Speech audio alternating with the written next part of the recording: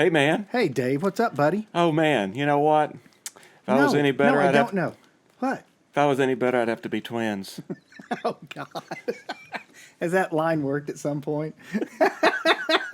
It always gets the desired response. It does. Which is disbelief.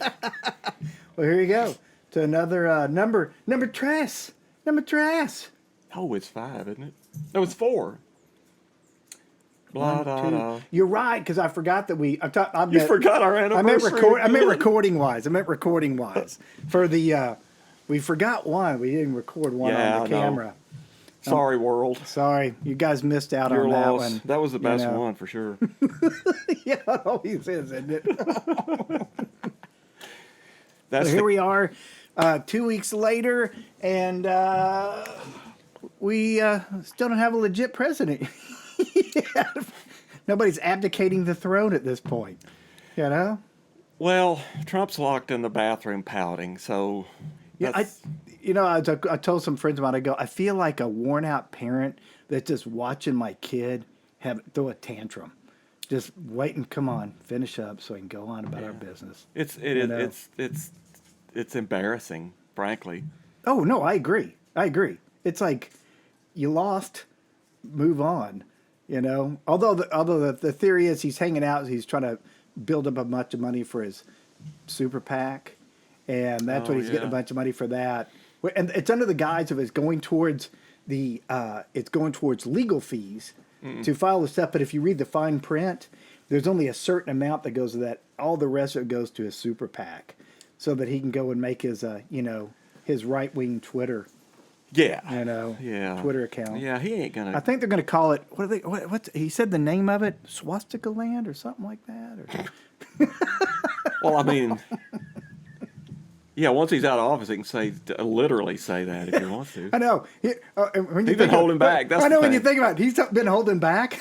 It's like, holy shit, what's going on, man? But I mean, I have to say for the record that I'm uninspired by. Oh, I get it. I get it. The system's what's got me just like in despair of any kind of real. Oh, no, it's stupid. Yeah, it's stupid. And for the Democrats to go, yeah, really? You lost everything. You lost every race. And that's the best part about Trump. Like, they're tampering with the ballots. Oh, no, wait. They're not tampering with the whole ballot. Just the one up here with the president. All those other races that went to Republicans, that's all fine. Just that one little part of the ballot got messed with. It's like, I love it. Logic, who needs it? It's overrated. Come on. Yeah, I mean, well, you can just go crazy getting into the idiotic foibles of politicians and politics. I mean, it's just, look where we are. Look where we are in 2020, baby. I know. Well, with that said, I think I'm just going to go ahead and have some mezcal right now and start it off. Continue. No, actually, here. I want to try that. Try this. This is, for anybody who wants to know, Texas Desert Door, which is right down the road from me here. They do Soltal, and it's awesome. Soltal is like... it's the real moonshine. Yeah, the real moonshine. But what I did on this, and look at the color of it, I have mesquite beans in this. So... this is a little bit different. Taste this. I would, but I'd rather fucking smell great. it. The first. Lick that shit up. I know. Sorry, man. Taste the mesquite beans in there? Yeah, sorry, bud. Yeah. Sorry, buddy. No problem, man. If we don't spill it, it ain't a party. Yep. It ain't a podcast. It ain't a podcast. I had a boss once who, old Fred, and his partner didn't drink that much. He'd say, I only drink 2 beers a night. And Fred's like, I spill more than that. The name Fred is perfect for a boss name. How is that, man? Mesquite beans. Wow, man. Yeah, I've got like about 30 mesquite beans that I roasted and shoved down in there. I mean, I don't guess I ever knew what a mesquite bean really tasted like until this moment. Well, there you go. See? You're learning. Everybody's learning here on, and let's get right down to it. It's the Raconteurista Podcast. Here it is. Brian Fuller, Dave Kendall. We don't know what the hell we're doing, but we're doing it. We're doing it anyway. Every 2 weeks we come out and do it. Onward through the fog. Speed the plow. Butcher the children. Oh, wait, cut that. I mean, hide the women and butcher the cows. Yeah, there we go. Yeah, Jesus butcher something. Christ. Something's going down. Something's Something's going down. Something there. Yeah. Something's got to be butcherized. And I apologize if you hear some weird wind. I've had to put up this big sheet here because it's windier and crap down here. I thought we agreed no apologizing ever for anything. I'm sorry I said that. God damn it. Abbott and Costello, we're coming for you, baby. We're gunning for you. Who's on first? Yeah. Who's on first? Who's going to kiss my ass? I tell you who. What if Alec Baldwin was in that? Alec Baldwin was in the Who's on First. They'd be like, who's on first? Fuck you. That's who's on first. What doing that? What was that movie that he did in that thing? Glenn Ross. Yeah, man. Yeah. Boy, he was good in that. Ooh, man. Is that a Mamet? Isn't that a Mamet? David Mamet? Yeah, it's got like, it's got God, it's got Al everybody Pacino. Oh yeah. It's got who's the old It's been a while since I've seen it, so I don't really remember. Yeah. Oh no, it's crazy good, man. I tell you, you watch that, you're going, being a salesman, that's all right. I think I'm okay. Yeah, I mean, who could? Yeah, it's just so cutthroat. It's so cutthroat, baby. But in a world of sharks, you gotta learn to cut some throats. Well, there you go, man. There you are. Yeah, you seem like a real throat cutter. That's my name. Throat cutter. David Kendall. That's because everybody's telling you to quit it. Stop. No, I'm the only one that does that. They're like, stop. David Kendall. Stop. And just remember, Dave and I, it might not look like it. You can't tell on a podcast, but even if you're watching it, we actually, and I didn't look at it, but it's actually 6 feet away. We're socially distancing here. That's what we do here in this COVID. Socially distance. That's what you got to do on our podcast. Listen to it from a socially distant standpoint. But the reality is, if anybody hears our podcast, it's socially repugnant. So therefore, they're going to move away from you anyway. So yeah, so we're basically COVID prevention. Yeah, we're like the audio version of shit your pants. And yeah, you shit your pants. You don't have to worry about socially distancing at that point. Problem solved. Another problem created. You can't make an omelet unless you bust a few eggs. There you go. There you go. You know what I mean? So you're going to start with shitting your pants and move forward. Shit your pants and move forward. There you go. All right. And by the way, snake taint, I made a design. And I got the little, I thought I was going to make one for you today. I got the little clear, whatever it is, of transparency. I love it. There's that bee again. There he is. He's all over that. I got the transparency. I was going to make you a shirt, but I couldn't make the transparency too cloudy today. You got to burn this in. So next time you're here, snake taint t-shirt. I can't wait. There you go. And by the way, and some lucky fans, are we going to have a giveaway to some lucky fans? The first person that writes us, I guess on our Facebook page is probably the best place to go. That's a good place. Okay. First person that writes us on the Facebook page, they get a snake taint t-shirt. Snake taint t-shirt. There you go. Get yours now. There you are. And by the way, I have the snake taint hit of the day. I've got another one too. Okay, you ready? Mine, Bachman Turner Overdrive. Tain't seen nothing yet. That's great, man. That's perfect. I stuck to the rules. You did. I acknowledge that. You've made great progress. You've made Tain't seen nothing yet. Dun, dun. Right. Good loving, gonna get. Dun, dun. Yeah. You believe hair. That's a good song. Those guys are awesome, man. BTO, fuck yeah. And that song sounds like. And then somebody took that. Well, them and Steve Miller sounded a lot like in that time. Steve Miller, that that jangly. But somebody totally like spin doctors or somebody totally came out with the kind of. Really? I think Spin so. doctors? Sons of bitches? That's what I always heard. Oh, man. I could hear it. I could see it. I could see that happening. Oh, my God. Well, I can tell you this much. Well, that doesn't mean intentionally. It's just a bitch. You know, it's like a music critic kind of gratuitous. There you go. Oh, well, that made me think of something. You know, every time I see that, I think of that, you know, the lady who was on the matriarch of the Andy Griffith Show. Taint B.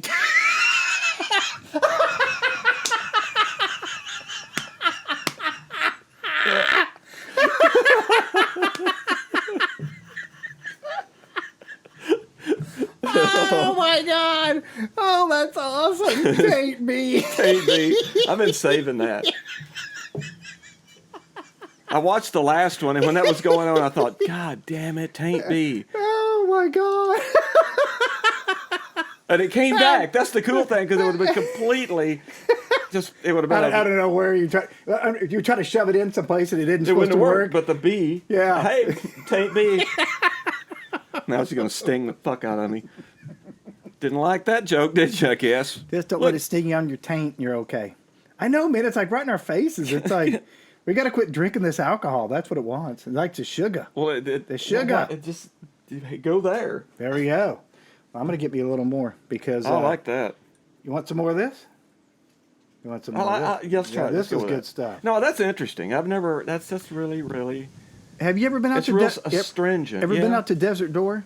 Yeah, you and I went out there. You got so drunk you can't remember though. You're right. I don't remember that. So that might have been. That might have been that kind of epic day. Could have been anywhere. Could have been anywhere. I seem to remember we made more than one stop that day. I don't know what we were doing. We did go out there. Yeah. And then went to go eat afterwards. Yeah, we went to and like the road was washed out. We had to turn back around. Oh, that's right. Yeah, we were. Boy. That's right. The road was washed out. And then we went to that place that, what is it? What's that? Johnny Carrabba's or something has a place out there. Johnny or Mandola's or something. Carrabba's. Mandola's. And we walked in. And we kind of got freaked out because everybody's kind of dressed up, and we're like in shorts and ball bags and stuff, and you know. Yeah, I don't roll that way.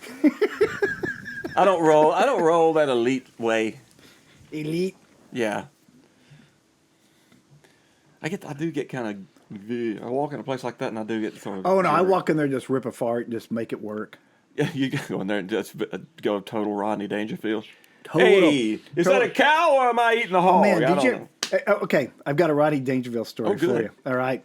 I love Rodney. All these dudes were hanging out with Rodney one time, and they're on there snorting coke and everything, right? And the coke runs out, and they're sitting there, and Rodney would just lean back and put his feet back up on the table, and they'd look around, and all of a sudden, they'd go, hey, there's more coke, and they'd line it up and do a couple more rails, and then Rodney'd sit back and put his feet back up there, and they'd look and go, hey, there's more coke, and they'd do some more rails, and they finally realized they were snorting Rodney's foot powder. Oh. And he didn't tell him, hey. Did you ever Rodney's when he went to try out for Caddyshack, his, what do you call that? It's his audition for Caddyshack. He walked in to whatever studio did it, Paramount or whatever it is. It was them and the director and all that stuff. He comes in there, he walks in, he goes, all right, fellas, and sits down and pulls out some coke, puts it down, snorts some coke in front of him, goes, all right, where do we want to go eat? Just got up and walked out. And they were like, yeah, he's got the part. Because you know what they did is that they looked for a golf course that was going to be destroyed. They had to look forever, and they finally found one in Florida. They found one in Florida, and so there was a hotel like right across from it. And so apparently during the whole thing, Rodney would just every night would just have these parties, these massive, crazy parties and shit.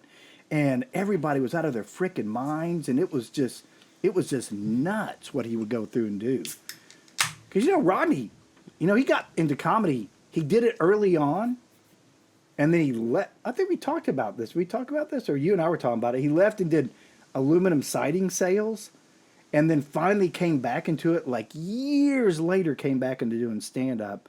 And obviously kicked ass. So, yeah, But I mean, Caddyshack, Jesus Christ, man. Well, he made that movie. Oh my God, man. That, He and Bill Murray. Oh, yeah. Too, you know, I mean, yeah, there was. I mean, he actually overshadowed Bill Murray in that movie. yeah. You know, but that was. I mean, I do have a favorite. Do you have a favorite Rodney Dangerfield joke? Because I have an absolute. Well, he has so many of them. It's hard for me to do it. My favorite thing to watch of Rodney is when he is on Carson a couple times. He got on a roll on a couple of Carsons. Yeah, he would have Johnny kind of rolling. Johnny Johnny was a big fan because all those guys kind of worked together a lot in Vegas and everything, and so I can't say there's just one particular one. When I watch him and watch Carson, who's so fucking good, Carson's a fan. And so he just would lose it. So I can't say the favorite one. I got one. What is it? I mean, it may be the only one I can remember, but Just use the white words. like, my wife likes to talk to me while she's having sex. She always calls from the hotel. Man, I tell you, it was like Rodney was to my left. It's like scary. Yeah. It was scary. Yeah, well, I bet it was. It was. I felt thought he came back from the grave. I actually felt like I was out of my body for a second, and then because Rodney's like, out of the way, kid. No respect at all. Oh my God. Yeah. Oh, now that guy is like amazing. He was just like. That worked. Ever watched like with Carson when Buddy Hackett would be on there? Did you ever seen Buddy Hackett? Yeah. Of course. Yeah, I saw Buddy Hackett one time. I was in Vegas, and all my friends were there, and they were going, "Let's go to Cirque du Soleil. Let's go to Cirque." I go, "The fuck! I want to go Cirque du Soleil." I go, first of all, it was like $100. I go, $100 to watch bullshit. And I look in there. I go, look, I can go see Buddy Hackett for literally, I'm not kidding, $25. And I was like, dude, I am so seeing Buddy Hackett. And they all wound up coming to Buddy Hackett. I was like, go do your Cirque du Soleil. No. And it was fantastic. I mean, he told old jokes. I mean, just old jokes. I mean, it was just, all this stuff. There was nothing, I hate to say it, not really original per se, but it was his presentation and the way he said it, the way he did it was, anybody else would be going, what the fuck are you telling these old jokes? Him, I'm in tears. So you saw him? No, not Buddy Hackett. Man, I remember hearing on co-op radio I don't know what the show was. It doesn't matter. It was some kind of comedy show, obviously. And they played like this old live performance of Henny Youngman. Oh my God. And it was hilarious. Oh my God. I mean, it was hilarious. Oh yeah. Those old Catskills guys were, they all told the same jokes.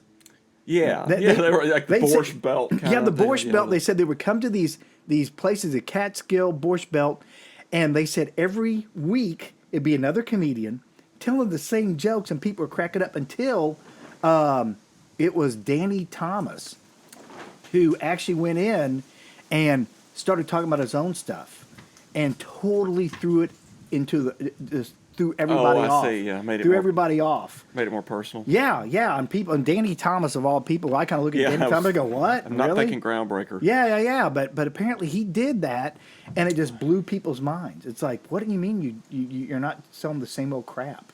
Yeah, it's crazy, man. There's your lesson for the day. There you go. And speaking of lessons, we haven't even talked about what this episode's about. No, I was about to do a segue, but I didn't know how long I didn't know what our rambling time was. Oh, well, rambling time is exactly what we want it to be. I'm Rambling Dave, that's Rambling Brian, and we're rambling. Let's go. No, we're doing like this bit to each other. Stretch. Thin on content. Content is very thin this week. This will be gruel. It's gruel. When the dick jokes come out, we're desperate as shit. Yeah, let's have some powdered water. Got nothing to add to it. Is that a Stephen Wright or who is that? Is that? Yeah, for sure. But look, man, Henny Youngman. I remember one of these jokes. Yeah. I can't set it up like it would. It would be offensive if I did it. But he's claiming he had a friend so stupid that he's like, yeah, he came to work. He came to work one morning. Take my wife, please. That kind of guy. He was that guy. He said he came to work one morning. He had both his ears were burnt to a crisp. I said, Johnny, what happened? He said, I was ironing my shirt next to the nightstand, and I had the telephone's on the nightstand. I was ironing my shirt next to the nightstand. The phone rang. Instead of picking up the phone, I picked up the iron and put it to my ear. He said, well, that explains the right ear. What about the left one? He said, wrong number. Oh, my God. Oh, you know it, baby. Wrong number. I love all those old guys. I read a book one time about a bunch of old comedy writers, and the two things I remember from it is that they all absolutely loved not Henny Youngman, but who's the guy that's like, Jack Benny. Jack Benny. They loved Rochester. They loved Jack Benny because they said they wrote jokes for him, and Jack Benny would say, yeah, and he would give them credit for being joke writers and stuff. And every one of them, without a doubt, I mean, to a T, every one of them fucking hated Red Skelton. They hated Really? Red Skelton. They said he was a dick, Wow. and he would never give them any credit for anything. They fucking hated him. I told Donna that, and Donna goes, yeah, I never liked that guy at the end of every one of his shows. God bless. And Donna was like pissed about it. Well, I loved the show though as a kid. Oh, I love the show. Clem I loved Cadiddle it. Hopper. Oh, hell yeah. I love that. Oh, yeah. The bum, the bum guy, yeah, he was a talented guy, man. Yeah, but man, without fail, they all fucking hated his ass. Just Man, hated speaking of Jack Benny, I heard this story that Jack Benny and Milton Berle got in an argument like over who could improv. Oh, who's got the bigger cock? No, who probably? could improv better? Oh, who could really? improvise better? Oh, really? And I think finally Jack Benny won by saying, "You couldn't sit on a stove and improvise a blister." Oh, really? Yeah. That's some of those. I'm sure of some of those old guys. They were wild as fuck. Like who was the? Oh yeah, W.C. Fields. Well, he was. His whole shtick is hating kids. Just hating kids. Yeah. Apparently there's a story that he didn't trust. He was always afraid to have his own money, so he'd put it into banks. But what he'd do is every time he would tour around and go someplace, he'd go into banks and just open up accounts under alias names, right? And apparently when he died, they were saying there was like thousands of dollars in banks across the United States under some name that he couldn't even fucking remember what he called his name. And I don't know why he did it. I don't know if it's a true story or not, but I love it. Regardless. Nice. But Milton Berle, talk about Berle, that when he went and did his first TV show, he was making way more money in radio. And they had him, they say, no, let's go do TV. And he was like, okay, begrudgingly did it, right? So he did a show one night, and everything was live then, right? So he did a show, he was like, whatever. And the next day, he had to go be in a parade. And he said he was in the parade, and he gets in the parade, and everybody walks up, and they're like, hey, Mr. Television, hey, Mr. Television. And he said, he goes, I knew right then and there, forget radio, man. I don't care. This is going to work. And he just went nuts after that. Well, here's the Milton. There you go. To all the old guys. Yeah, here's all the old guys. comedians. Yeah. Okay. Brian, you have a list out there in front of you. Is this related to the show in any way? Yes. I had so much going on. Here's our show today. Dave, tell us what the show is today. What we're doing is we're doing a show based on the things that blew us away about music. It could be the first main musical experience that flipped that switch. It can be about the concert that blew your mind. Basically, any kind. We say musical. I'm sure the other things will come in. Oh, but I have musicals involved. Any musicals, yeah. Wash that man right out of my hair. Basically, get ready for Pacific. I would say this is about a Oklahoma. music. Yeah, the USS. Whatchamacallit. Hair. I'm up to date. I'm going to go for Jesus Christ, superstar. So you never even heard my Ethel Merman imitation. She's got this song called Delilah and Sam. You are like you sat there and you did Rodney, and then you turn around and you do Ethel. It's like I'm a Hydra. If you guys look, I know you're listening to the podcast, but if you go to our YouTube channel, which by the way, we have a YouTube channel now. We got a YouTube channel. Raconteurista YouTube channel. You can watch Dave. Watch it. And I swear to God, I'm not putting a filter on it. Fucking looks like Ethel Merman. Just exactly. She's got a song called Delilah and Sam. And it starts out by going, Delilah was a floozy. I just think it's the best. I love that you know that. It's killer. And the best was Taint B almost went in your mouth when you were saying that. I was. Hold on. It's quiet now. Okay. Yeah, okay. Maybe we should put out a third. Okay, yeah. Okay. And so it's any music. I would say a musical experience that changed your life, shifted your paradigm, cracked your world. That's what I'd say. That's right. Is that a summation? Yeah, because we thought we might do it on a band, but then Dave called me up. He goes, "Hey, man, I'm looking for a twist, a little side alley, Yeah. a little dark corner of our heart." Yeah. And I said, I'm into that shit, man. Yeah. Yep. So, Yep. So yes, and I have notes. I have notes because there's so much that I can tell you without a doubt. This is going to be a two-parter. A two-parter. Or a three-parter. Wow. Three-parter, maybe. I tell you, today, I got to give a shout-out to my friend Billy Bake and my friend Moulay. I told them about this. They went nuts. Moulay, as a matter of fact, my friend over in Stockholm, he goes, all right, I'm going to give you, okay, here's our challenge. I'm going to give you my 15 favorite records. And he starts sending me all he DJs. He sent me 15 of these 45s that are obscure as hell. I've never heard of any of this stuff. It was so cool. But it's funny, whenever I said that, it's like people get excited about it. Because anybody who's a big fan of music, you know when things have happened that have made you go, wow. Exactly. You know, like stuff that you're just like, and even if I don't know if you're like me, I hear some stuff and I start laughing. I go, I guarantee nobody else gives a shit about this, but I think it's fucking awesome. It's just like, just performance, hearing the song on the radio, just kick ass. Exactly. Yeah. So that's why I do. And I have a lot of stuff broken down, man. I got it broken down. I'm scared. I went into performances, bands, songs, labels. I'm into labels. I got all sorts of stuff. You're like the everything. Mr. Spock to my Captain Kirk. Exactly. I have no emotion other than fucking great. That's about it. The only logical thing, Captain Kirk, is to make lists, and I prioritize.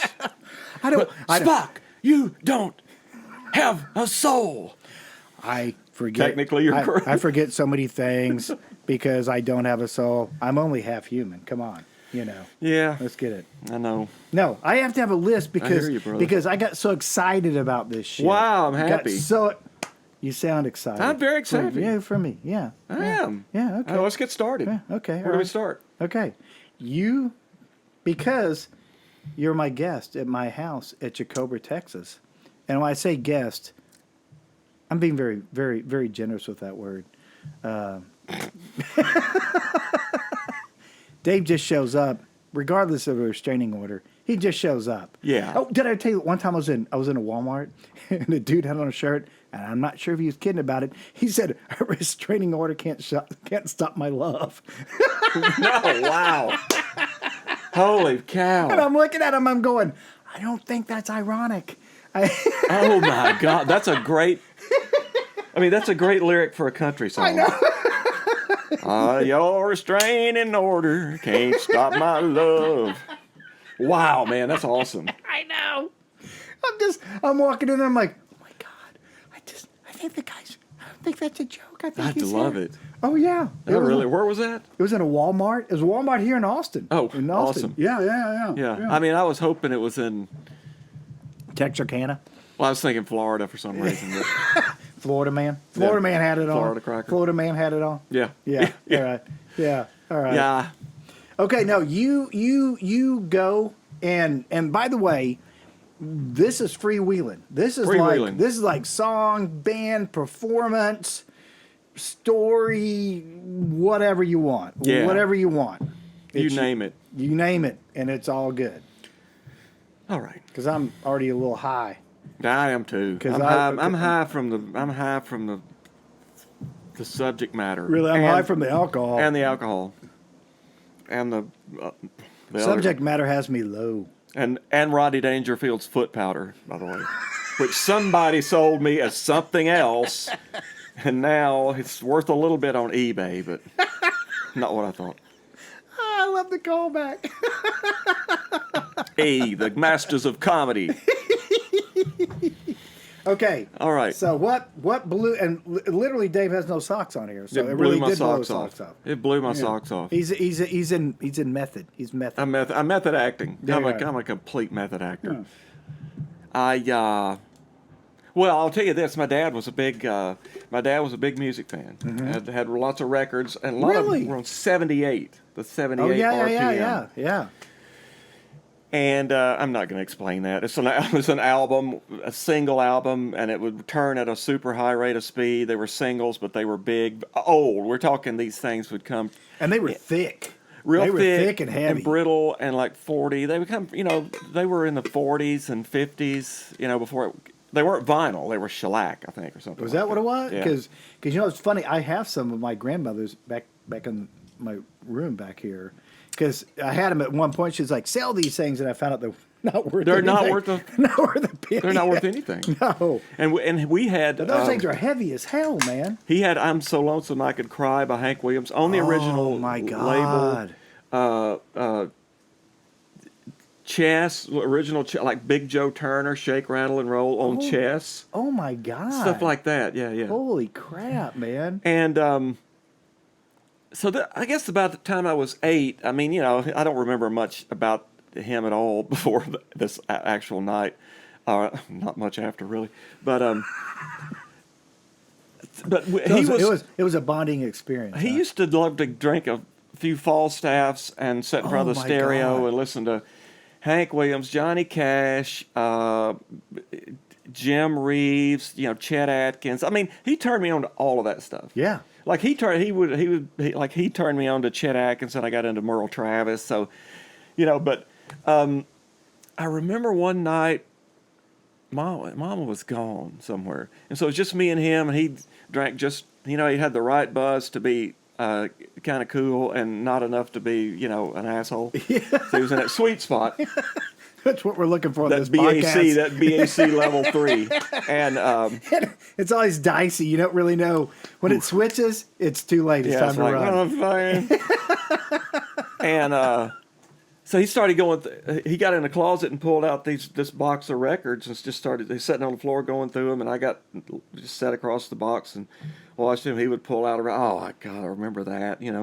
It would be like Bob Wills and the Texas Playboys, Furlan Husky, Red. Never heard of Furlan Husky. That's awesome. Yeah, these were like old school country stuff. And then he pulled one out and then put it back, and he said, "I never listened to this much." He said, "I bet you'd like it though, Hoss." He called me Hoss. Oh, really? Yeah, like Hoss Cartwright. Hoss. Better than calling you Hop Sing. Yeah, that would have been cruel, wouldn't it? I mean, not that there's anything wrong with Hop Sing. He's really the best one of the whole bunch. He was, frankly. but they didn't make you cook dinner at the same time. Yeah, well,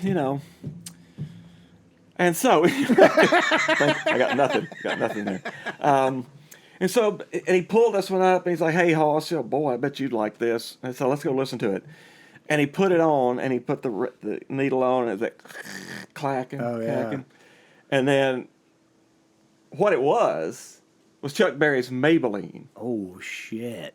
Well, I was motivating over the hill, saw Maybelline in the Coupe de Ville. Cadillac rolling on open road, nothing I'd run my V8 forward. In the intro, that kind of cacophonous, it sounded like a jalopy. His guitar sounded remarkably like the song. Yeah. And I mean, just everything. I mean, I'd never heard, the guitar was wild sounding. Like, I was like, he was into Chet Atkins and stuff like this, and like, this ain't Chet Atkins. Oh my God, it's a long way from Chet Atkins, and I love it. And it was so raw and wild. And those lyrics, were all about just, about a, the guy's woman gets out, she's mad, and she runs out of the house, and she gets, she got in the Cadillac. Yeah. And he got in the V8 Ford. Yeah. And, it's like me and a Cadillac side by side, bumper to bumper, going 95, and then she pulls away from him, and then it starts to rain, Yeah. He's like, motor cooled down, heat went down, and that's when I heard the highway sound. Cadillac sitting like a ton of lead, 110, half a mile ahead. So like the rain cools his Ford, and he catches up with Maybelline, you know. But it's like, you know, this is just, it's like a vignette of a thing that, you know, happens over and over. Oh, man. Like, you know, she gets mad, she runs off and leaves.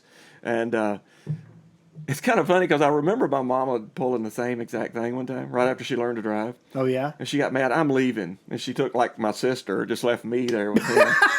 And She really did? yeah, she roared over the hill in a 61 Ford, man, what was that thing? It was a cool Fairlane. Like Oh, my God. Were you sitting there kind of going, well, I know where I fall on this. you know, and I mean, I'd heard that song, and I'm like, you going to go catch her? And he's like, nah, she'll come back. Like, well, life doesn't imitate art in this case, does it? And when she showed back up, I saw that kind of like Oh, my God. wistful, like, well, Oh, my she's God. back. Oh, my God. But anyway, that song, that was it. And he said, and like you know, the song ended, and I was like, he's like, I knew you'd like that. Really? And then he started to pull it off, and I was like, play it again. Oh, yeah. He's like, I knew it. And he put it back on, he played it. Mom would come home, like somewhere during the first song. And and every time it stopped, you know, I made him play it again. Until finally my mom walked in and looked at him a certain way, and he quit playing it. Yeah. But I mean, he got good 6 or 8 reps out of it. And that was it, man. After that, it was rock and roll, full tilt boogie. Oh, man. And that, you know, and what you're saying, though, like, And it was on the original Chess label. It was the original Chess version of Maybelline. dang. Which was, you know, it was it was based on, like speaking of Bob Wills, I think that song, Maybelline, is based on an instrumental version. Is it instrumental? It's a song by Bob Wills called Ida Red. And I've always heard that Maybelline I've heard that. I've heard the name of that song. I don't know if I've heard that song. And if I'd have been invested in like doing 1 second of actual research for this show, where Brian is basically, Yeah, but I can tell you right now, all the shit I've written down doesn't top what you just told me. in the show. See y'all next time. Does not even top it. Does not even top it. And I told this show, this was actually on The Moth. This show was actually on The Moth, the Father's Day special on NPR. And like go listen to Dave Kendall on The Moth, NPR. Were you in shout out, New Orleans at that time? I was. Oh, okay, yeah. And they had a moth thing, which Moth, if you're listening, Austin, Texas needs a goddamn moth. Yeah, really. You know, I tried to get in touch with them one time. I have been in touch with them. And they were like, well, we don't have one here. They got one in San Antonio. They wrote me back and said, well, we don't have one there. I'm like, I know you don't have one here. I'm telling you, I will help you put one on here. But yeah, Moth is there. Come, Moth. You've got us. We want We're going to help you here. We want you. They said the same thing to me. We don't have one there. Yeah, I know. it's like, that's why I'm like, I thought you guys were fucking smart. And so my dad. I just ruined it. Sorry. Sorry. Jesus Christ, one chance after another. That was it. That was it. We love you, Mothy. Sorry, what? You just make things worse, don't you? I do. Wait. Hold on. I'm taking your Twitter away. Wait, hold on. I don't care. But my dad, so 20 years after that, I was 8 probably. We've jumped ahead? I'm going back. We're 28? Yeah, We're 28 now? Yes. It was 20 years later when I left there for good to come to Austin. Yeah. And like I was just about to leave. I had my car packed and I was saying goodbye to them. And my dad said, hang on, hold on, boy. I'll be right back. I got to get something for you.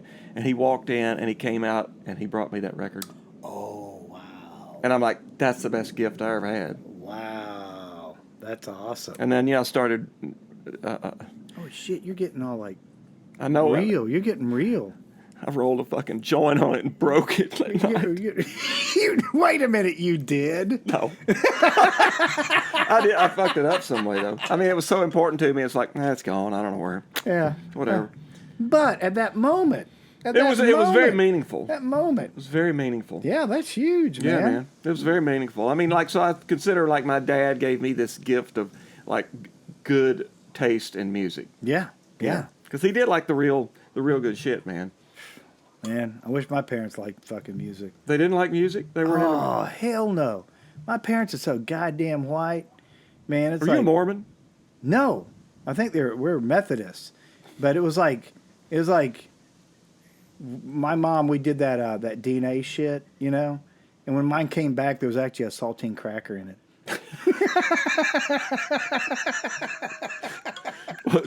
What's the whitest animal on earth?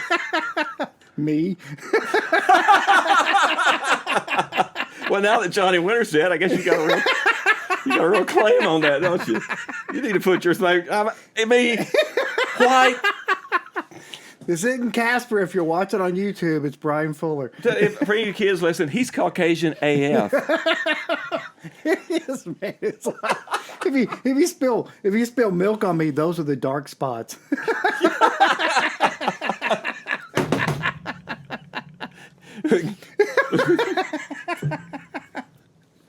Oh my God. Oh man.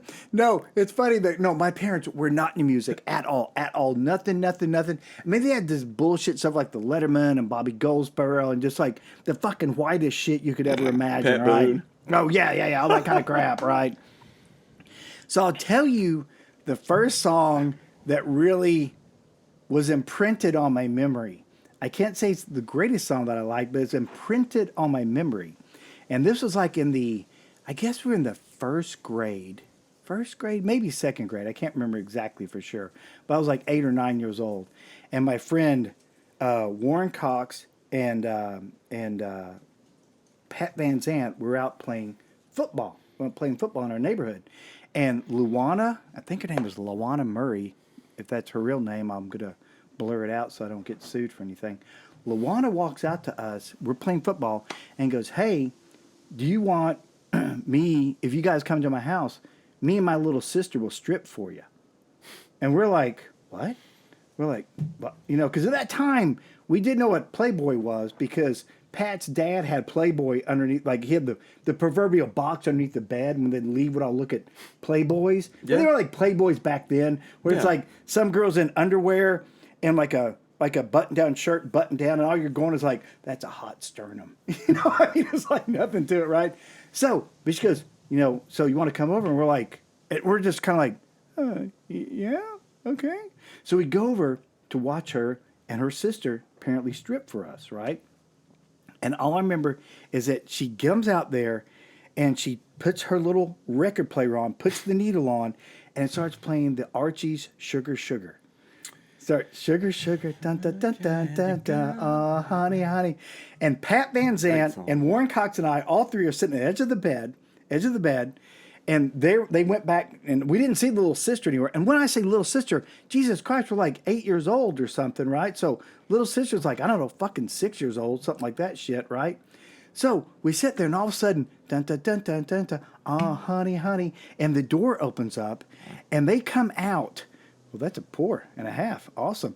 They come out with like these, like in these little like outfits, but they have like those little boas around their neck and some shoes. And they come out and we're just watching, and they start in the pants, and they take their tops off and take their pants off, and then they go and they swing around, and her little sister kicked her shoe and almost hit us in the head, and they both actually stripped down for us and did a strip tease. Now, what the fuck their dad was doing to them, I have no idea. Not anything good, I'm sure, because of that. Because where does that come from? But they do this, and we're sitting there going, what the fuck? And we're just watching as it going, sugar, sugar, dun, dun, dun, dun, dun, dun. They strip down naked and then run back and hide back in the bathroom, shut the door. And they go, sugar, sugar, dun, dun, dun, dun. And it was one of those record players that it was this one console, so it wouldn't lift up and go back. So it gets to the end of it, and we three are sitting on the end of this bed going, what the fuck? And it gets to the end, it's like, and we're just sitting there like going, okay, I guess we should leave now. And so we left, and we went out and played the quietest game of throwing football I've ever played in my whole life. We were just throwing the ball, and you could hear it going through the air, and like catch it, and then just maybe catch it, like and this throw it to the next guy. Suddenly, I don't care so much about football anymore as a pastime. I swear swear to God, we were all just like stunned. I mean, just stunned because we didn't know what the hell had just happened. You know, it was just like, So I can tell you that to this day, if I ever hear Sugar Sugar, when it comes on, I'm just like, whoa. Yeah, that works on a couple of levels. Many levels, man. That works on at least 2 levels. I mean, that could actually, when you were describing that, like, especially the part where they're sitting there and the thing's going, Rick. Oh, it totally was, yeah. I was thinking this could totally be like a scene out of a David Lynch movie. Oh, yeah. Just add a touch more weirdness. Oh, well, man. No, just like, no, it was just, could it be more? No, it was just the weird, That's great. And what's funny is what's funny, Luana went to school with us, but we never ever talked with her, really hung out with her very much. And she's lived in our neighborhood, and that was the only time, in all honesty, that we ever had anything to do with her ever. It was just the weirdest thing. It was just like, I'll strip for you guys, and we were like, I don't know what that is. Who do you think's thought more about that moment, you or her? Probably her, hopefully through therapy. Exorcism and therapy. When I thought about it, in all honesty, it's got a pretty good special spot in my heart. I mean, I can totally see that. It's got everything going for it. I mean, it's one of those things where you're like, what the, like, look, man, we were all like 8 years old or whatever. It was fucking weird. Nobody did anything too weird other than get naked. But it was just, it was just a crazy time. So that was mine. Holy moly. Yeah. So I love that story. Yeah. So that was my my first time that I go. You noticed a song. No, I mean, you did. Yeah, I knew at that point, I fucking love rock and roll. Yeah. Even though it's pop rock, I fucking love pop rock. And right that is a good song. And right behind it is as a kid I got the album to the Batman show. And I would play that album to the Batman show. I would love to get that album someday. I think, like, if I recall, it was like real psychedelic and stuff. Because da da da da da da Batman. Hey, do you know how many syllables are in Batman? No. What? Wait! What do you mean? Never mind. No, I was trying to make a joke. I have a Batman song joke, but it just didn't. I was going to say 2. Yeah. No, 12. Na na na na na na na na na na na na na na Batman. Or if it's 12, however many it is. Wait. Na na na na na na na. Yeah, we got time. We got time for this shit. Yeah, we got. Okay, so next on the hit parade. It's 20. Okay. 20 syllables. But I did. I would play that thing, and I'm pretty sure it was real psychedelic. And I remember I had some Batman house shoes. Like, I were cool as shit. Had them. You still. If I could buy some today, my God, Elton John wouldn't wear those, Brian.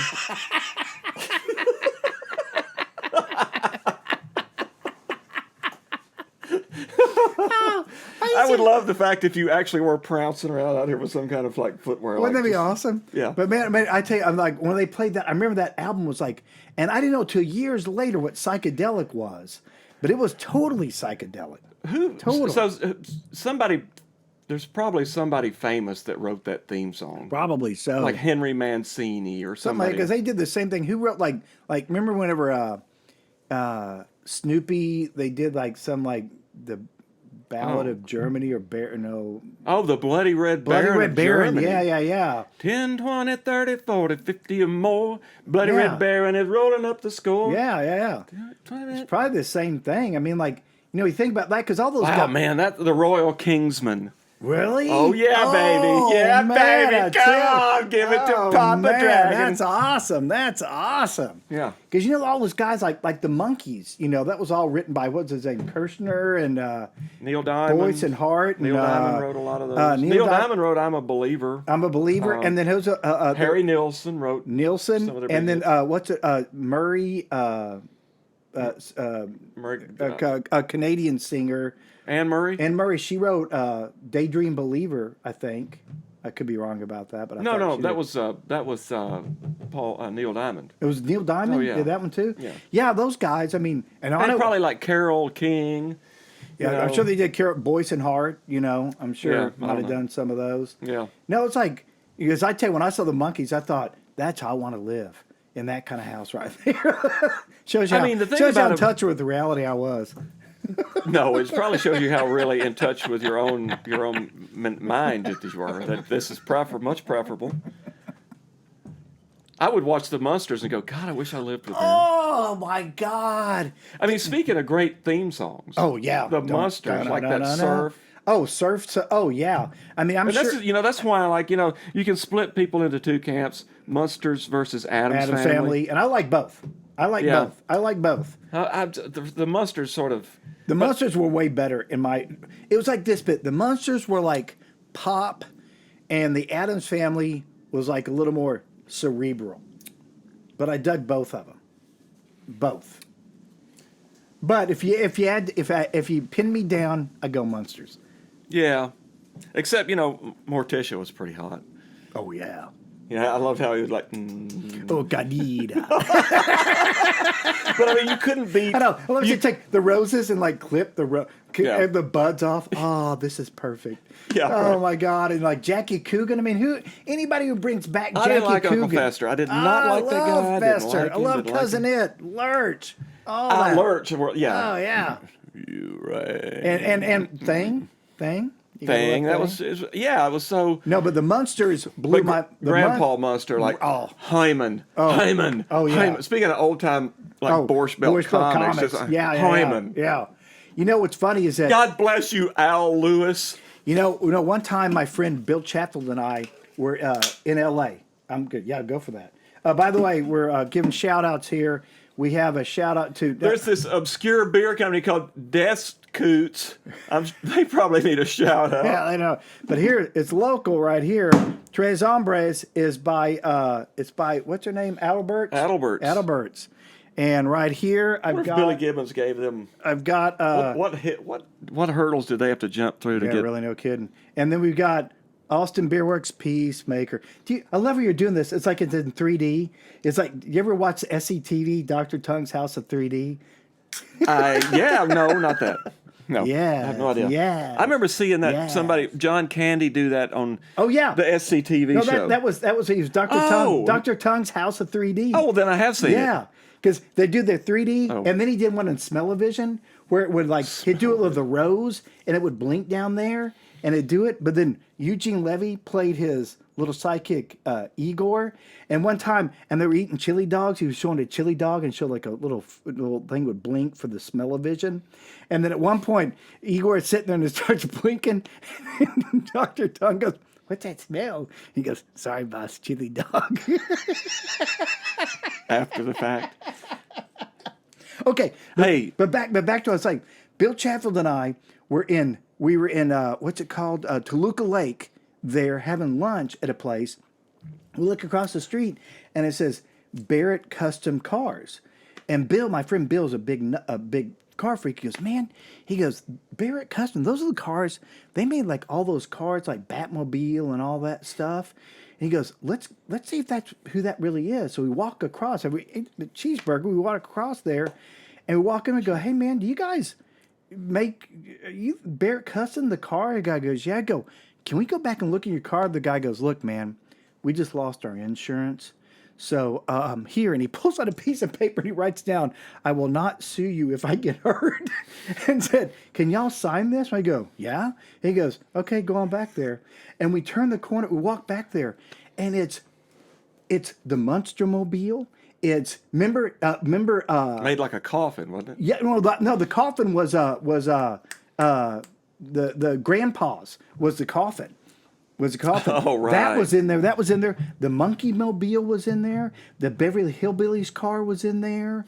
I mean, it was like everything in our world growing up was in there. I mean, we were freaking. I mean, to think that we just went there for lunch and across the street and walk in and get to see all this crap. Oh my God! Yeah, awesome, awesome. Yeah, yes. But the Munsters, that surf song. Holy shit! How good is that? Probably was like it was probably like Tommy Tedesco playing the guitar. I mean, the Wrecking Crew, did all. Probably Wrecking Crew. It wouldn't have been Dick Dale. Dick Dale was a little out of that. He didn't care about that sort of stuff. Yeah, he wouldn't have been doing that. It would have been. But hey, you ever seen Dick Dale before? Dick Dale's crazy. Yeah, I missed. No, I've seen Dick Dale, and he's up there, and by the way, he plays guitar strings that are like piano strings. They're like hugely thick. I don't know how he does it. I don't know how the guitarist's neck even does it, But I love it. I saw him. He was playing with his wife, and his little kid was up there. And about his wife starts playing. He goes, my wife's playing drums. She's awesome. She's half woman. She's half drummer. She's half animal. I was like, that's one too many halves, Dale. But he's awesome. I got to see him, followed up by Link Ray. Link. Yeah. Okay. But those are, okay. I've hogged the conversation. We got to get back to you. Well, yeah. I was going to ask you, though, like what, a good thing, though, like first concert you remember, and I don't know if that's good, but like, since we're both rock and roll guys, like what would have been your first rock and roll show? To be honest with you, I didn't get into rock and roll until later on, in all honesty. It wasn't until high school. Well, I didn't see a rock and roll concert until I was... it wasn't like until high school. And to be honest with you, even at that point, I didn't go to a lot of shows in high school because we lived so far away. It was like an hour and a half away from something. And I knew me well enough that if I went to those, I was going to be getting drunk. But I tell you, the craziest one I ever went to in high school, Parliament Funkadelic. Oh, wow. Yeah. It was P-Funk. P-Funk. It was the Mothership Connection tour. And I was one of, 7 white people at this show. And went up there with a bunch of friends. And one dude, we lost one guy and had to come back. We just had to leave him up there. And he dropped some acid and lost his shit and everything later on. But all I remember is I watched that show. And I couldn't have been more white if I tried. I'm watching this going. And by the way, you understand, I love funk music growing up. But I never once, where other people were trying to be black, it wasn't like I was trying to be black. I understood, like, this is some cool stuff that I just love. I'm not trying to jump in on this, because you understand, I moved to this little town called Duncan, Oklahoma. I moved this town, and this town was real segregated. Literally the tracks down the middle of the road, and that was a black part of town, the white part of town. Yep. But I moved there, and I didn't care. So I go to parties over in black part of town, and there was a Boot Hill and Golden Hill, and go and hear this funk music. And I was never trying to be black by any stretch. I just thought it was great. That's great because you sure... I'm glad you gave up any ambitions towards that. I wasn't trying to do any of it. But I went to see Parliament Funkadelic, and it was just, that one was one of those ones where I was just like... And you were how old? I was probably like 16, oh my 17 God, that's years so old. far ahead of me. Something like that. I saw the first concert I remember seeing was, and I was probably 8. It was the Doobie Brothers. Oh my God, that's a good one. Well, there we go. Just got the Rock and Roll Hall of Fame. Opened up by the opening act was Juice Newton. Oh my God, King of Hearts. Just call me Angel in the morning. Didn't she do that one too? No, I just remember. Living in the Queen of Hearts. Yeah, but that was the other hit. Smart. I don't know. Wasn't it? I don't know. I only know that one song. Speaking of great songs, that's a great fucking song. It is a really great song. A great pop song. I go nuts over a great pop song. But the Doobie Brothers. Really? Me too. Me too. Oh, 2 or 3 minute like. Two minute pop song. Yeah. It's like you can't get better. I remember one time Cameron Crowe was doing the movie Singles, and he got Paul Westerberg, replacements, love him, to write that song Dyslexic Heart. And they go, why'd you get him to write, the song for this? Why didn't you try to do something with it? He goes, man, I can tell you why. Because that guy can say in 2 minutes what I try to say in 2 hours. And I just thought, yeah, man, that's it.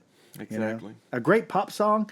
Speaking of repeat, I can play a great pop song 3, 4, 5, 6 times. Easy. For sure. Yeah. For sure, dog. That's right, dog. So the Doobie Brothers, man. The Doobie Brothers. But it was right after.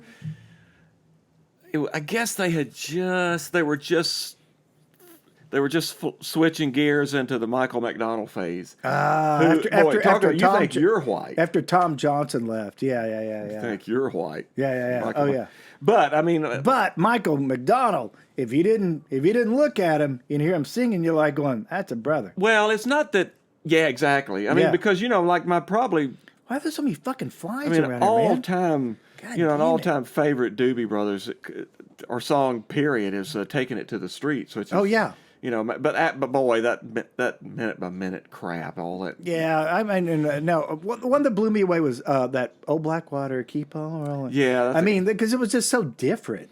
Yeah, Jesus is just all right. Because with my me. favorite. Well, they were like a biker stoner band. Yeah, they is were. really what One they of were, their albums called "What Were Once Vices Are Now Habits" or something. Mm-hmm. Like. Yeah, I stole that. That was my first 8-track I ever ripped off from Woolworths. All right. Yeah, man. Pyro. Love that shit. No, man. that's not right. Pyro. Yeah, it's the first one I burned.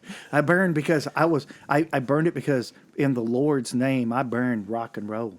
I burned. That's right, Dave. I had a period of my life where rock and roll was horrible. Rock and roll was horrible. It meant something to me. It was my Lord and Master. I listened to Amy Grant. That's all I listened to. Amy Grant. Did I just swallow a fly? Something went down my throat. You swallowed it. And that's the first time I've ever said that. So kiss my ass. I watched it. Did you see something fly in my mouth? It did, didn't it? You didn't. Why didn't you warn me? Dave. Because I was hoping it was going to happen.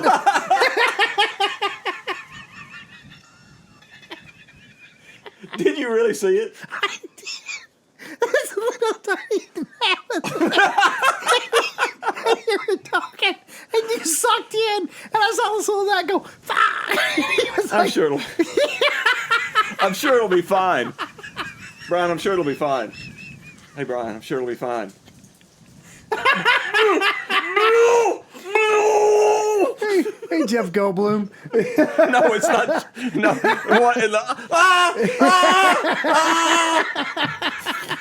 Jeff Goldblum. I watched it. Jesus. Ridley Scott's going to sue us now. He's got deep pockets.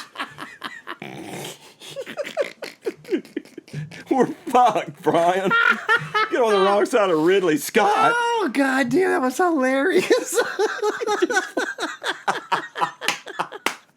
That'll show him. Oh, my That'll God. learn you to get next to this windbag hole. Oh, my God, that was awesome. He flew right into like a vortex. I'm going to get the videotape and I'm going to see if I can Slow it down. Get in watch it, and see this fly go, this little gnat go. Yeah, he's back. He's like trying to fly out. Like, doobie bro. Jesus is not all right with me. Yeah, he's not. Yeah, I'm coming to see you, Jesus.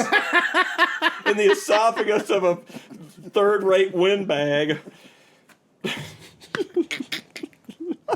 Oh my God, that was so fantastic, so fucking fantastic. Wow, that's live. That's the magic of live podcast right there. Yeah. I'm doing something outdoor. Forget that static environment. We're in the elements. We're out here. I think we could use another one of those. We could have what's protein. So we could have like a badger attack us out here. We could have it. It could happen. No, it probably really couldn't. Badger, not. God damn it, flies. Anyway, would you suck with the rest of these fucking flies in your mouth? Who do you think I am, Thanos?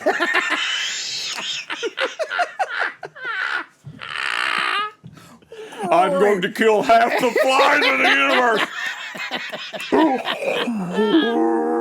Oh my God.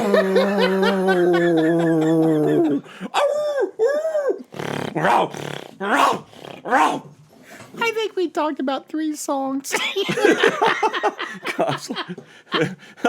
Oh my God. Oh boy. Oh man.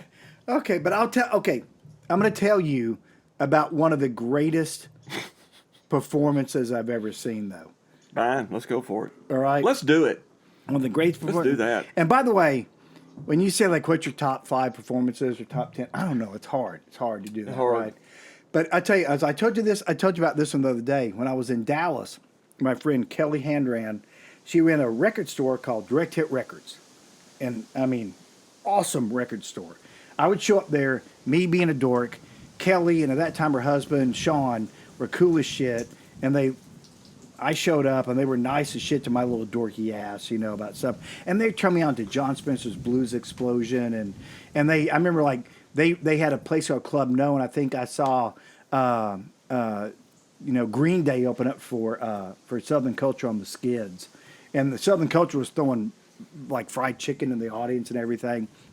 But she and these other guys put on a music festival there in Dallas called the Kelly, you tell me what it is.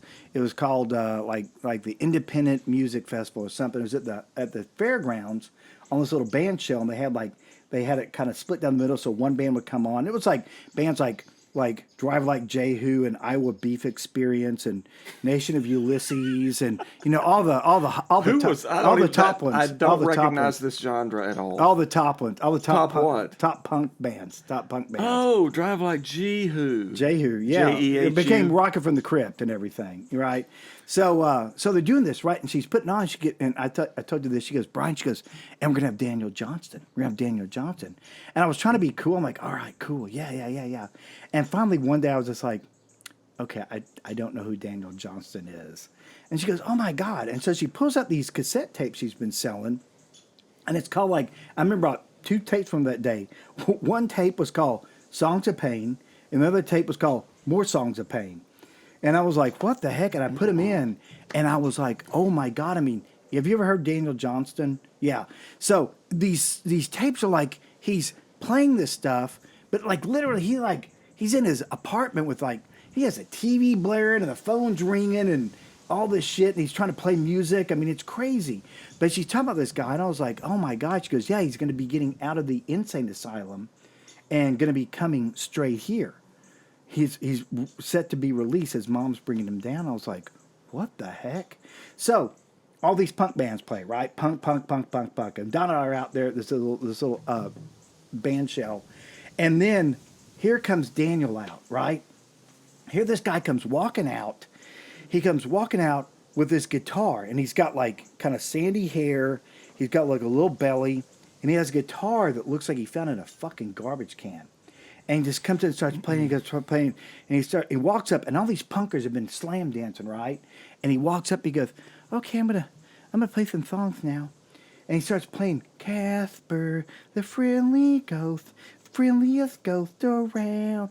And I mean, it was like you were just mesmerized, and all these punkers have been slam dancing, just sat down because you thought they might be yelling, "Hey, fuck you," or something like that, right? And they just sat down and just watched this guy play this music. I mean, it was incredible. And then he goes, well, I'm gonna quit playing guitar. I'm gonna play piano. I'm a lot better at piano. And he sat down and playing piano, and he's kind of playing piano, kind of not very good. And he's got lyric sheets up there, and he goes, speedy motorcycle, and then would turn the page or take his Diet Dr. Pepper off, turn the page, put the Diet Dr. Pepper back on it. Speeding motorcycle of my heart, and would do it. And then he got through one song. He goes, oh, I messed up. Can I start again? Because he has that lisp, right? He goes, can I start again? And the whole place goes, yeah, start again. And I mean, it was one of the most amazing performances I've ever seen in my whole life. That he took, after all these just slam dancing, just crazy, the Cherubs, Pain Teens, all this stuff, just slamming it out there. He comes out and does this stuff, and the whole place just sat down and listened to everything he said. It was one of the most amazing performances I've ever seen in my whole life. Wow. Amazing. Just awesome. That's the power of vulnerability. It Vulnerability, ladies and gentlemen. It is. That's what that is. Oh, yeah. When you see, something from the heart, something for real, yeah. I don't care who you are. If you're a music fan, you dig that shit. While you were telling that, when you first started describing him about sitting in a room with a bunch of things blaring and trying to write music, I thought, is Brian getting him confused with Rocky Erickson? But they were actually, it was the same kind of deal. Same deal. Yeah. Because, Rocky, I mean... Is DJ dead? Who? Daniel Johnston? Yes, he's dead. Rocky's dead too, right? Rocky's dead. Yeah. I saw Rocky. I saw him at my HEB another shout out. HEB over here. HEB. HEB, the best. The best. Hey, if you want to expand your market share, HEB, I think you need to get on the Raconteurista. If you want to get if you want to get a 0.0000001% increase. You guys have been underperforming all these years. There we go.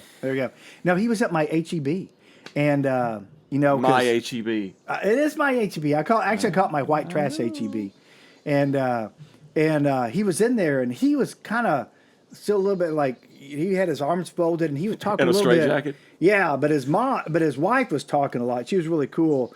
But I brought my friend Peter York down one time to see Rocky play. The Monkees drummer? Yeah, Peter Tork. Oh, Tork. Shit, I'm sorry. And by the way, Mickey Dolenz was a drummer. Tork was a bass player. So, boy, you cross these fucking music geeks and you just. Yeah, you do, man. Yeah, and what kind of bass did he play? He was a Rickenbacker. And what kind of string gauge? Tell me what kind of string gauge was it? What day of the week did Last Train to Clarksville become the number 4 hit on the UK chart? And you know Last Train to Clarksville was a protest song against the Vietnam War, right? You know that. Exactly, yeah. Yeah, Rocky. Yeah. Well, because, Rocky... Well, Daniel, but I see what Daniel... I remember hearing... I wasn't interested in Daniel Johnston at all, but then... A guy from Ohio actually played me one of those cassettes. But, really? Yeah, and I loved it. Oh yeah, I probably don't ever want to listen to it again. I've never listened to him again, but I loved that because it was just so different. It's like so. People trying to produce and be slick and come up with a polished product, and this guy's just like... Apparently, he handed those things out at this McDonald's that he worked at here in Austin, So, but Austin is like, between Daniel and Rocky, fuck all your other towns. The fact that we had Daniel and Rocky just makes us fucking awesome, in my opinion. Oh, God. Did I lay down a gauntlet too hard? Well, all Austin needs is another bunch of cheerleaders for... Well, okay. No. The bad part is that shit, as I've heard people say, that ship has sailed. That ship has sailed. All right, well, listen, man, we're coming up here on about an hour-ish. Yeah? As I told you, and by the way, on my notes here, got to one of my notes. I knew that was right. One of all that. Can I tell a live concert story? I want you to. Do we have time? We got time. We got time. Man, I can edit this shit out. So that's no problem. Because I got one I mentioned to tell. No, please do. And by the way, your choice of what you want to hit. Let's go. Because that's I want to try this because that's yours. So you pour it. That's Dave and I's. You pour it. No, I haven't had this. So. Go for it. That's Dave and I's deal. We drink beer. Jim and Bolt. We drink mezcal. I love the bottle. We drink mezcal because this is how we came up with the idea for this whole podcast. So we are, if nothing, true to the roots. True to the roots. True to the roots. Nice, man. Nice. Yeah. That needs to be somewhere on our tag. It does. True to the roots. True to the roots. There you go. TRUTODAROOTS. Look for that Twitter handle. There you go. Or R-U-T. You say R-U-T-S? No, that just says ruts. That's ruts. True to the ruts, which is actually probably more realistic. Probably a lot. I think a rut is what we're in. Taste this. This is good. That's smoky. Wow, it really is. That's like eating a field of smoked flowers, or something after a wildfire. There you go. It's like if you walked into if you were hanging out in California right now, this is what you'd be smelling. It'd be some real fragrant shit, though. Yeah. Wait till some real fragrant shit to burn. So, one of my favorites. Dave, would you please tell me one of your... one of my favorites. One of your favorites, would you? That's a good one. Do you mind? Oh, I would love to hear it. Okay, so this is... Did you just roll your eyes at me? I did. Fuck you. Because I'm a little bitch. Okay, edit. If you edit that out, I will never speak to you again. Promise. I mean, look, here's the deal. If you're going to put a fly going down my throat, then that stays in. It was a gnat. Come on. Did I tell you one time I was out running, and I ran through a bunch of gnats, and I didn't know it. And I got back to my apartment complex, and this one girl was looking at me, thinking, she must think I'm hot. I walked inside, I looked up, and I had fucking gnats all over my face. Yeah. She's like me going, who's this fly paper? Not Gnat Boy. Gnat Man. But I didn't swallow one. Yeah, swallowing. Why swallowing become a thing in this podcast? Because we both suck. But we don't swallow. We don't but swallow. we don't swallow. We don't swallow. Unless... Well, unless somebody comes through with the money. Yeah, we're talking podcast money. We're whores. We're talking podcast money, though. Yeah, which is like, what, cents on the dollar? Which is like, being out of pocket. Okay, tell me. Talk to me. Man, this is fairly recent, so this is why I wanted to get into something that wasn't ancient. Well, I think that's worth it. This would have been, okay, let's say probably between 2000 and 2010. Wow. Okay, that short of time. Nailed it down, right? Okay, yeah. I'm glad it sticks out your memory that hard. Man, look, I'm not a year guy. Okay. No, I agree. I would take it back. I take it back. Donna's a year person. She's like, well, that was like 94. That was not, and I'm like, I don't know. That was sometime. I get you. Oh yeah, it was Saturday night. It's Austin City Limits, ACL. Oh really? Yeah. Was it at the old one? Austin City, the festival. It was a fest. Oh, okay. And it was the kind of a sweet spot between. I went to all of them. I went the first 4 or 5. And then it kind of got bigger. The first one? The first one was $35 for 2 days tickets. I remember. Oh, that was awesome. I remember. Saw Robert Randolph. Oh yeah. Exactly. But this is like that.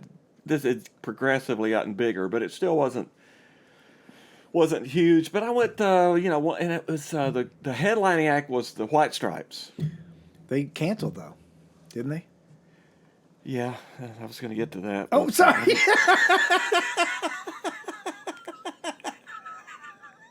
Didn't they die?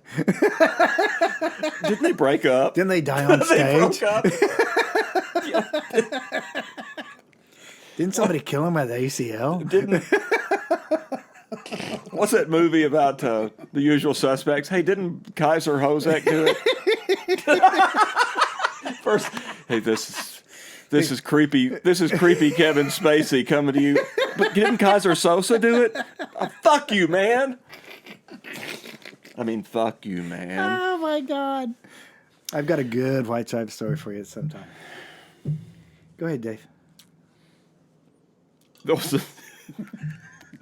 Oh, I'll try to be quiet, but I can't because I'm kind of drunk.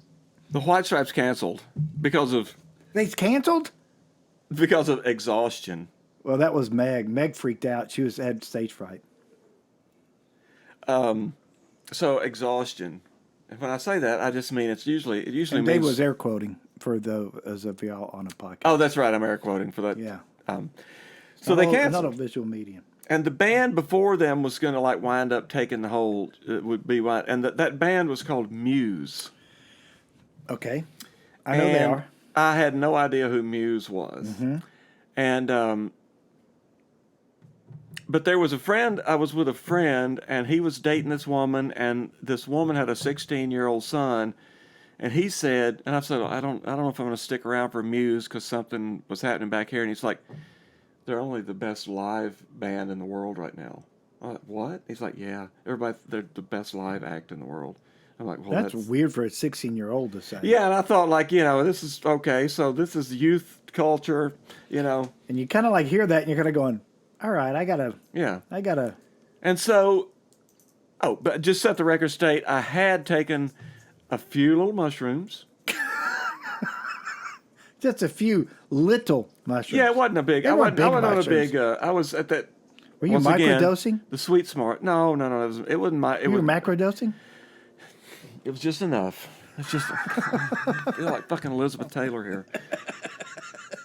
Cut. We know Elizabeth Taylor always talked like this. Eyelash. I know. We did this previously already. I'm sorry. Oh my God, we're like old guys. Los Lobos just over here one day and went to Quinceanera and there's Los Lobos. To the same podcast over and over again. we were talking about Los Lobos. We were talking about the Clash. God damn it, they used to walk around with an onion. So I'd taken some mushrooms, not enough to be like, but enough to be like, yeah, I'm here, baby. And and this band came on, and it was, Muse is like a trio, like Is a it power trio? trio. Yeah, they're like I a don't know if trio. they're trio or quartet. I couldn't remember. And I've got to tell you, man, it was about as mind-blowing a live music experience as I've ever seen.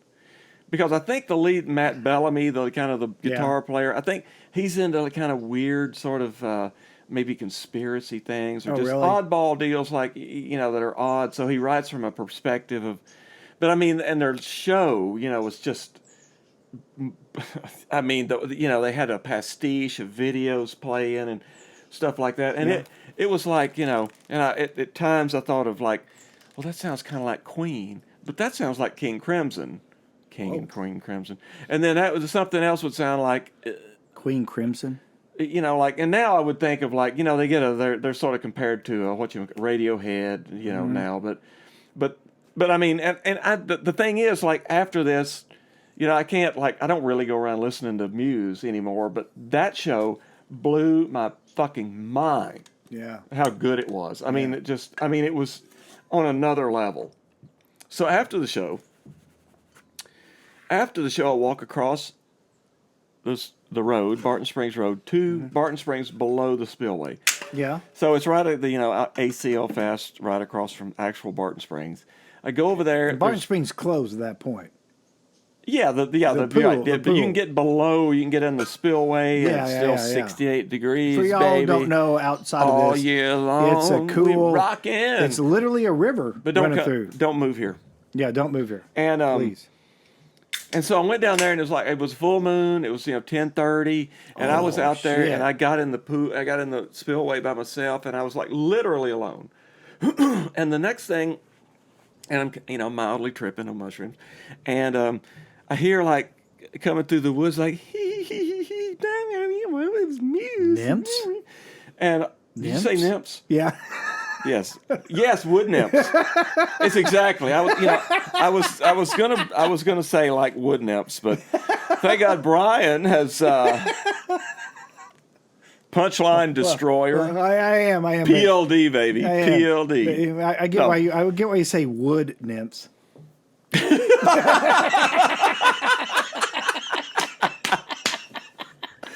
And so I could hear this and like it's like birds, little birds. Yeah. And it came down and it was like 7 or 8 like beautiful young women. I mean, they were like, just all beautiful Nymphs. Wood nymphs. They're Yes. wood nymphs. Yeah. And they got in right below. And I wasn't like, let's let it be said, I wasn't perving out or creeping. I was there already, and I was. And they rolled up on you. They rolled up on me. Yeah. And I'm chilling. Yeah. And I get rolled up on. Yeah. And they got right below the spillway where the water's coming out, and they were just frolicking, Frolicking. they were frolicking. That's hot. Wood nymphs frolicking in the spillway. Yeah. And one of them pulled the other one's bra like from the back, just tied, and she pulled it, and she was like, "Eek, don't, dude, you better not take that off." And the next thing she was like she took her, the other girl took this girl's top off. Yeah. And then it was sort of like a locust feeding after that. Within about 5 seconds, they were all topless. Every single one of them. She did it, and all of a sudden it's like, well, I'm not going to do that. Well, I'm not doing it either. And they're all topless. And, and I'm like... This is after you saw one of the greatest rock and roll performances you've ever seen. Exactly. This is going to perfectly tie into your sugar story. Okay. And so all of a sudden there's like these, 7, 8 like beautiful like little co-eds out there just frolicking around like wood nymphs in the springs, like, and like just you don't fall, and all of a sudden one of them kind of slips, and gets in because the water, that current coming. Oh, yeah, like, it's pretty strong. And one of them sort of slips, and she's like coming down, so eek, like floating, and like I just happened to be down there like a giant catfish, and with a big net, like a weightless. Oh, gnats ain't all out.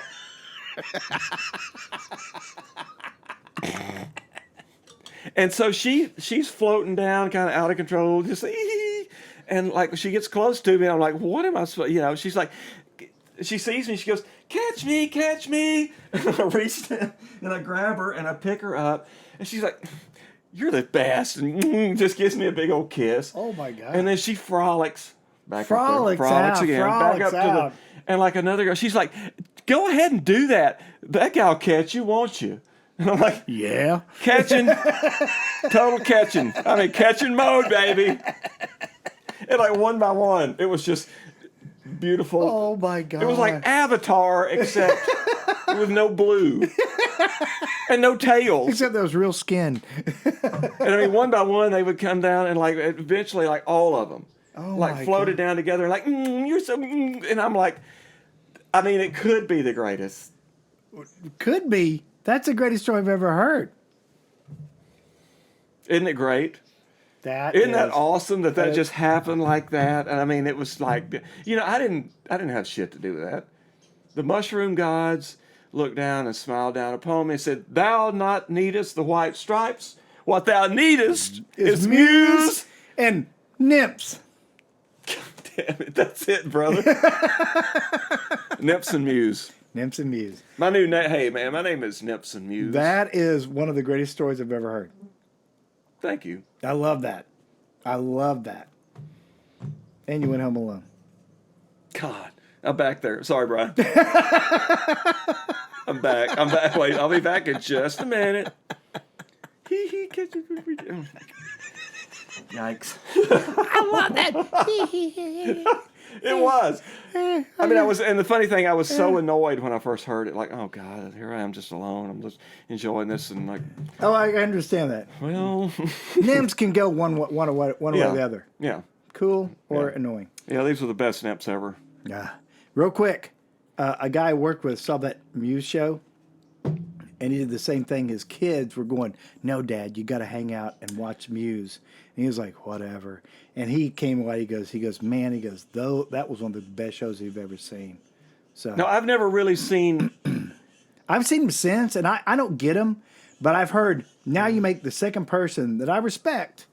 The other guy respect you, and that it's all right. They said how good it was. I don't blame you. But I can tell you this much: he didn't know that nymph story to back it up on the end. Hey, the man. tail end. That's how you bring it home. Say, bring it home. You bring it home That's right. with the That's nymph right. story. Exactly. Bringing it home with the nymphs. All right. Well, listen, I think, Muse and nymphs. Man, we have hit on so little today. About 16%? Oh my God. 0.0%. 0.02%. We'll continue this. But it was well worth it. I think it'll wrap this up here because